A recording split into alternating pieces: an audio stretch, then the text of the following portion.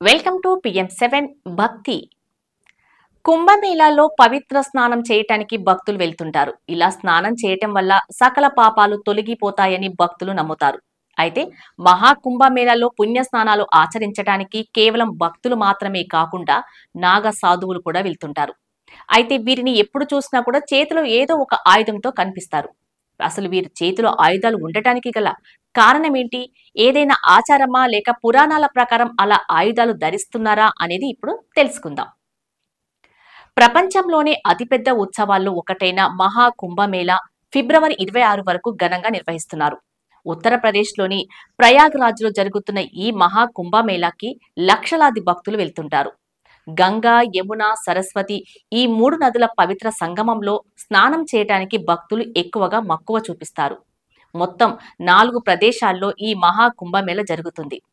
అలహాబాద్లోని ప్రయాగ్రాజ్, హరిద్వార్, ఉజ్జయిని, నాసిక్లో జరుగుతుంది. వివిధ దేశాల నుండి కూడా ఈ కుంభమేళలో పవిత్ర స్నానం చేయటానికి భక్తులు వస్తుంటారు.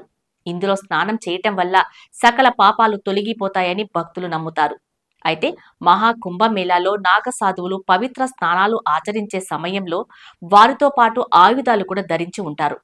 అయితే వీరు ఎప్పుడు వస్తారో, ఎలా వెళతారో అంత మాయగా ఉంటుంది. వీరిని ఎప్పుడు చూసినా కూడా చేతిలో ఏదో ఒక ఆయుధం పట్టుకొని కనిపిస్తారు. 144 సంవత్సరాలకు ఒకసారి జరిగే ఈ మహా కుంభమేళాలో అమృత స్నానం కోసం ఎందరో నాగ సాధువులు వచ్చారు. ఈ సమయంలో చాలా మంది చేతుల్లో ఈటె, ఖడ్గం, గద వంటి ఆయుధాలు పట్టుకొని కనిపించారు. దీంతో వారు ఎందుకు చేతిలో ఆయుధాలు పట్టుకుంటారనే సందేహం చాలా మందిలో మెదిలింది.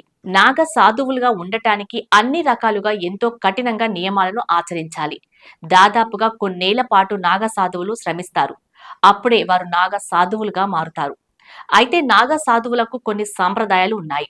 అందులో ఒకటి ఆయుధ సాంప్రదాయం, మరొకటి గ్రంథాల సాంప్రదాయం. నాగ సాధువులు ఈ ఆయుధ సాంప్రదాయాన్ని ధారణ చేస్తారు. వీరినే మనం ధర్మాన్ని రక్షించే హైందవ ధర్మ సైనికులుగా భావిస్తారు.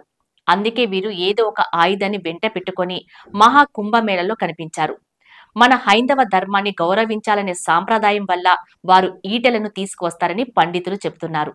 దేశాన్ని సైన్యం ఎలా కాపాడుతుందో అలాగే హైందవ ధర్మాన్ని నాగ సాధువులు కాపాడుతారని పండితులు చెబుతున్నారు. అందుకే వారు చేతుల్లో రకరకాల ఆయుధాలు ధరించి ఉంటారు.